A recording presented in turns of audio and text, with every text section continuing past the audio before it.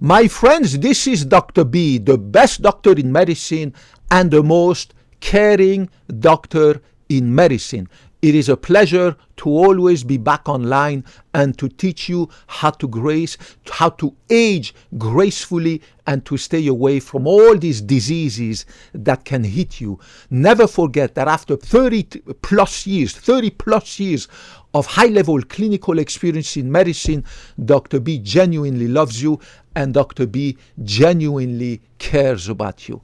I want to talk to you about today about rectal cancer of the rectum. The rectum is the last part of your large intestine. It holds your poop before you go to poop.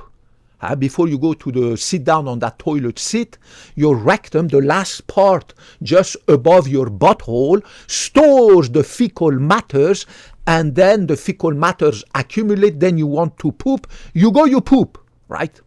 Colorectal cancer, the third cancer killer in mankind, and the fastest growing cancer in young adult.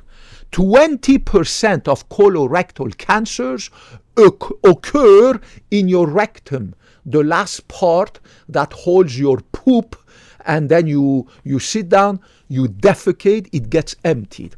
I want you today, when you go poop, just after you poop and you have cleaned your butthole, I want you to grab a nitrile glove like this one, a nitrile glove. And you put it on your hand, whether left hand or right hand, depending on your right-handedness or left-handedness. You see, you put a finger, this one, and you put it deep after you have pooped and cleaned your butthole. Just after that, you get this finger and you put it deep into your butthole, right? Go deep. Put it all the way up your butthole, right? You can use lubricant if you want, doesn't matter, right? And then I want you to stir a little bit your finger in your rectum. Stir it, right? Stir. Just don't put it and remove it. Stir it and feel with your finger the massive amount of poop that is in your rectum and that you are stirring like that. And then take out your finger. It's going to be full of poop. But you need to go deep and, of course, stir it, right? Because if you go like that, it's not going to work. You're not going to detect anything, right? You just do like that.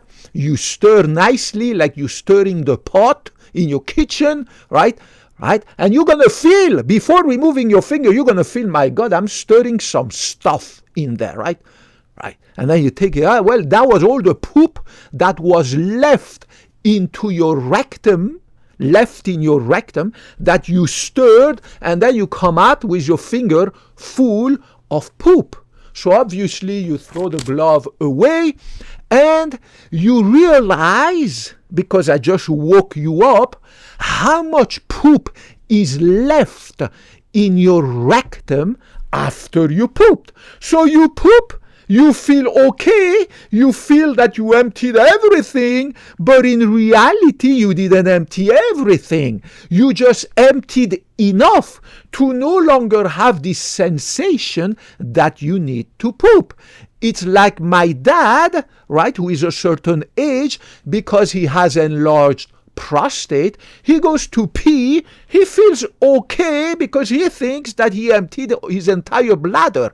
But then I bring an ultrasound probe, right, an ultrasound probe, and I check his bladder and I show it to him on the ultrasound probe screen, on the image of on the screen of the ultrasound system that we have in our clinic, and I tell him, you see that? Look, you just peed and you came back to the exam room. Look how much freaking urine you have left in your bladder after you went to pee, and you feel okay.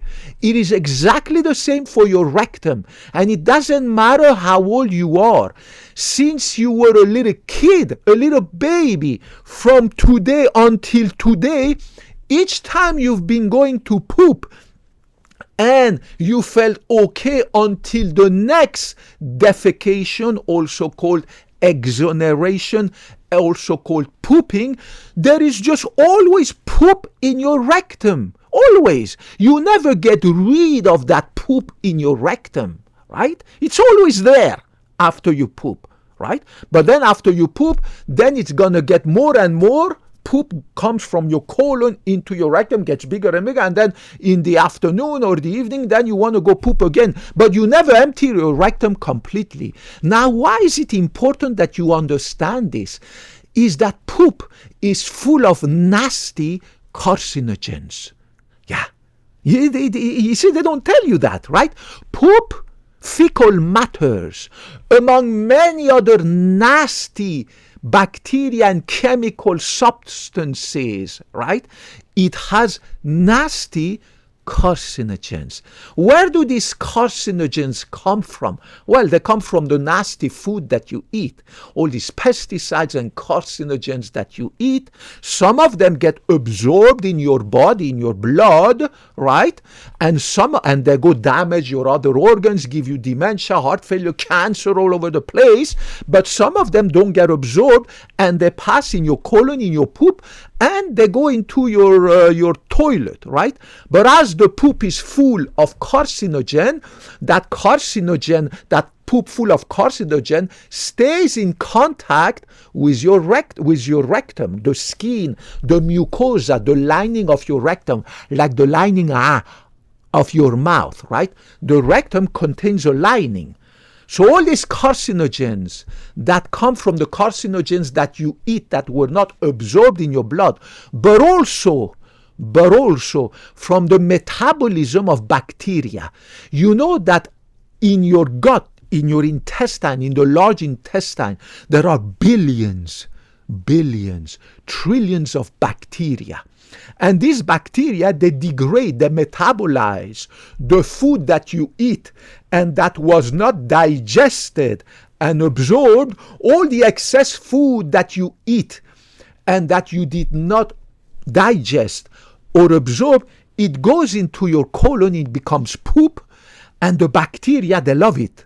Because it's a feeding time for them, right? It's a feeding frenzy because you eat so much that your body can no longer digest and absorb all this freaking food because you're getting old and you think you can digest easily and absorb all the food that you're going to eat. So half of the food that you eat because you're now older, regardless of how old you are, doesn't matter, you're getting older, a lot of the food that you eat just gets wasted and becomes poop. And of course you give food to these bacteria, and the metabolism of these bacteria, when they digest and process all these food residues, they metabolize as they excrete, they eliminate waste in the form of carcinogens. A lot of carcinogens. I don't want to go into the bacteriology and the molecular biology, but you have to know that poop is full of carcinogens.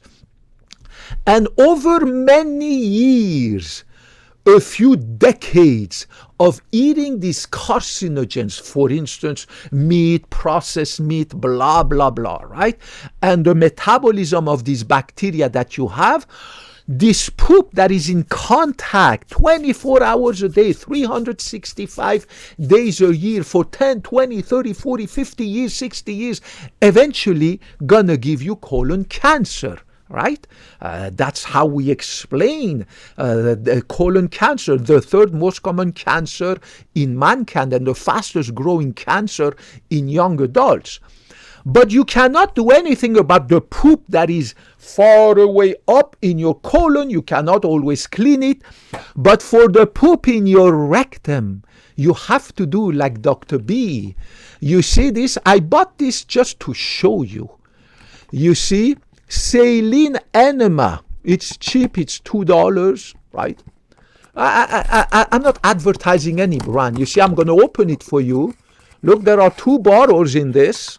You see them? 2 little bottles, right? Do you see it? 2 bottles. They have this little tip. You put it inside your butthole and you squeeze the bottle. It's saline solution, salt water. Salt water. That's it. And you put it in your butthole, right? And you flush. You flush, and Then you sit back on the toilet seat and you poop again. My God, you're going to see, my God, how is it possible there's so much more poop coming? Then this one, I'm going to tell you what to do with that. You put it in a little corner. You take the second bottle, you see, and you do it again 2 times. And the second time, you're going to still see some poop coming out. Me, sometimes I have to do it 3 times to have no more poop in my rectum. Then until the night, I know that my rectum has been cleansed and clean. There's no carcinogens to stay in contact with the mucosa, the lining of my rectum, so I have an extremely low risk later of developing rectal cancer. You cannot do anything except, of course, healthy food and fibers and probiotics for the upper part of your colon. But for the lower part, just above your butthole, you have access to it, right? And you can do your enema. So remember, they say this is saline enema. You do not need to put salt water in your rectum. What you do, this one, you disinfect it with ammonia, and then you save it in a little container like this one. You see, you put it inside, and you spray some ammonia. Ammonia. Where's my ammonia? Do I have any ammonia here? I will show you later. You spray ammonia, cheap ammonia that you can get in a spray, right? And then you close it like that. You put the 2 of them or 3 of them, right?